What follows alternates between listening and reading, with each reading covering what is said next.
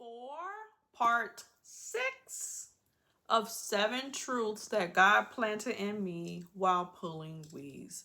If you haven't caught episode 1 through 5, I encourage you to go back specifically to episode 1 to just go over what started me on this journey.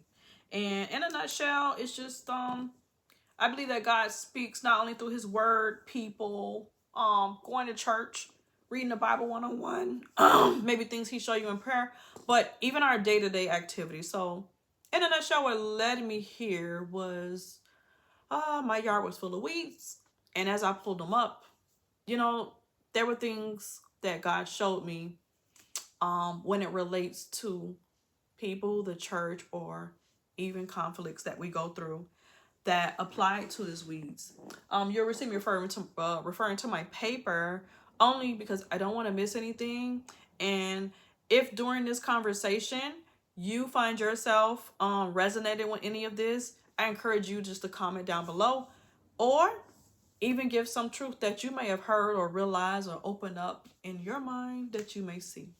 All right, so this is number 6 of 7 truths that God revealed to me about pulling weeds. Okay, number 6. I wrote, though we gave everything to kill the weeds and grow the grass, maintenance is key. So let's say the weeds are the bad thing, obvious, and grass is the good thing, right? The thing is, maintenance is key.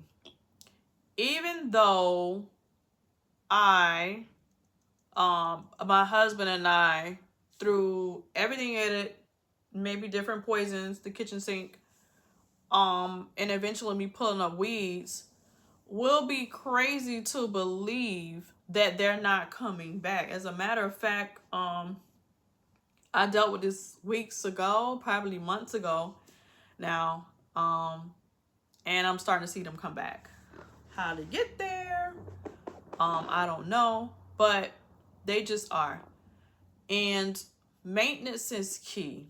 And what that represents for the kingdom is God has given you that blessed marriage, that blessed house, that blessed everything, right?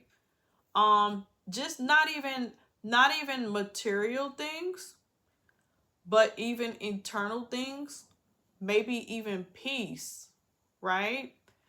I even remember, before I get to the physical, I mean, that's pretty easy already. But let me tell you what I mean by internal things.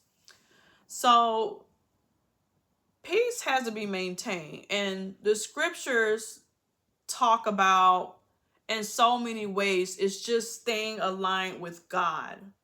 And I don't think people really recognize and appreciate what peace really means, what it really is. Like, you could be going through a very, very bad situation and still have peace.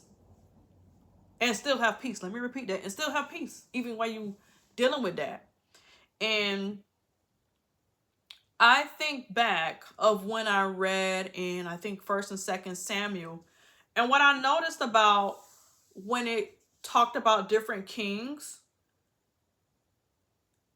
it would talk about how God, in some seasons of kingdoms, he would give them a measure of peace. Or even, like, I've seen an example where one king, he pronounced a judgment upon and he said that you won't see it on your lifetime. I'm going to do this. I'm going to punish. I'm going to judge the people, but I'm going to give you peace in your lifetime. And I just thought like, wow, even though he or his father before him did something wicked and bad, he's granting him peace. And so I thought that was just such a beautiful thing and well appreciated. I definitely been on that footstool asking for peace when it came to certain seasons of my life. Like, okay, God, I know I got to go through this. I know you walking with me, but just grant me peace. So that internal peace can get you so far to think clearly, to have your heart, lungs, mind behave while you dealing with that. And so I want to go to the external, like the things we can see, the material. You know for sure God spoke Jacob, Joseph, whatever your man name, Sarah, Sue, whatever your wife name, in your life, right? You know this is your God-given spouse. And if it ain't, you know, put God's glue on it and watch how it shine. If it's his will. But I say that to say this. If you know for a fact, this is like your God-given duty, gift, purpose, or whatever he gave you, don't get fooled and believe that the enemy ain't going to try to come between that. Okay? So let me repeat number 6 again before I go on. I don't want to lose track. Though we gave everything we had to kill the weeds, and I'm talking about poisons, pulling the weeds, maintenance is key. So in order to maintain these things, as I said, a big tool is a big tool that God can definitely bestow upon us is peace. But to maintain it, you know, we have to do our part. We gotta, you know, keep our lives holy. Perfect? No. That's what Jesus is for. You know, can we do it? No. That's why he died on the cross. Can we do it? No. That's why he died on the cross. But we have a responsibility to stay away from things that may cause us to fall. We have a responsibility as Christians to always stay in God's presence, and whether that's through prayer, worship, things as such, putting on the full armor of God, as they talk about in Ephesians 6, we have that responsibility to maintain it. Okay? Yes, God is everything or whatever like that. But I think what we sometimes think the moment we give ourselves to Christ is everything going to be hunky-dory. And I know I'm not the first person to say that, or maybe it's the first time you hearing that. Everything's not hunky-dory, but God will walk with you. And it's such a beautiful thing to walk with him through certain trials. And by the way, those trials strengthen your faith. It strengthens you and help you endure. And how will you know God is there if you didn't go through those things until he really show himself in situations that you have no control over? You know, we can't appreciate the sun until, you know, we have rain. And I'm not saying like, oh, let's look for things to go through something bad, but I'm just saying don't take it all bad like it's just such a terrible thing. Just know that he's with you, and he'll be with you and walk with you if you keep pressing upon him. To maintain these things, to maintain these blessings, to maintain even the strength to push forward towards what he has for you next, intrinsically, internally, and externally to something he may have promised to you. We must seek that maintenance from God. And I encourage those who think we can help God. I still struggle with that because sometimes simply prayer fixes things. I think because it's not something physically you can do, we see it as, well, I'm doing nothing. And that's not true. I've seen many times where I might have thought for something. I'm going to just give you something light, for example. Like, I remember my girls, as they were getting older, I just was like, man, I need to get clothes. I need to go pick up some overtime. And I'm just rummaging on these thoughts. And that's not how God wants us to be. He wants us to rest in him. Matthew 6:33 says, seek ye first his kingdom and all his righteousness, and these things will be given unto thee. Right? And if you want to know what these things are, I just said Matthew 6:33. So you got some homework to do. You got 1-32 to read, and you're going to see what these things are. I don't want to spoil it for you. But these things include them clothes. And what happened was that week I was pondering on it and like kind of, to me, it was something that I can do. It's doable. Like, okay, pick up a couple of shifts.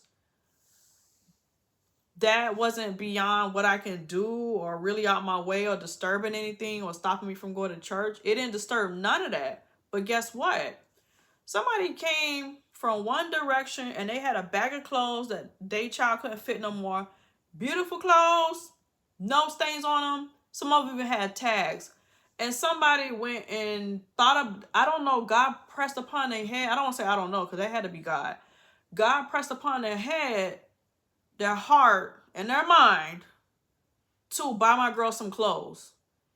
And then this is not like the first or the only incident, because I'm still going through it, to where God would show up for even something simple that I'm like, oh, I could do that, or I could do this. And he'll show up and just provide it for me.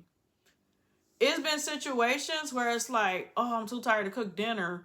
And then somebody invite me somewhere or bring over food or something or overcook something. Like, just simple things. Like, I'm just pondering about. And I'm not saying that like I'm like, oh my goodness, stressed out about it.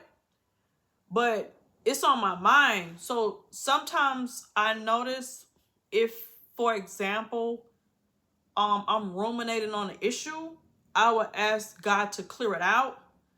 You know, it'll go something like, you know, God, clear this out. I want to concentrate on you. I need this out of my mind. Like, I'm just trying to focus on you, and it'll just disappear. It doesn't always come with a response of just giving it to me. That's not what I'm looking for. I can't concentrate. You ever found yourself like reading something and then you just stuck on the same sentence over and over, and it's like, the dog barked fearlessly into the night. The dog barked. And you have to keep reading it and keep reading it until you can go to the next sentence. That's what ruminating of the thoughts is. Like, when you got like a worry on your mind so much so over and over, it's a good idea to just stop everything, because you can't move forward until you get your mind right. It's a good idea to just stop, pray about it, or even what I found is just writing on my paper, just journaling. And that is a form of talking to God too, believe it or not. I would just journal it out. And then recently I found myself taking those thoughts captive. On one page, I would have the problem. I would write it out. I would write down all my fears. And then I would go on my phone and then I would look for a verse to combat it. So my little joke with me and God, I'd be like, well, when I fold it, they fight against each other and they just gonna have to deal with each other. And I know God's word wins. Okay, it doesn't come back void. His word is gonna win. So yeah, take that suggestion to heart, because I'm telling you, it works. It helped me with a lot of stuff. And sometimes I have to remind myself to go back and write stuff in it. I got some stuff that I need to write down. But maintenance is key. Maintenance is key. And so that's all I have to say about that. If it's something that came to your mind or your heart when as you listen to this session, I encourage you to comment down below. And just plug in and include anything else that you saw or heard in this episode that you want to include. I would love to hear from y'all, because for now, y'all just my ruminating on the word buddies. You guys have a blessed day. You take care, and I hope you come back for episode 7 of 7 truths that God planted in me while pulling weeds. Hope to see you soon. Bye bye.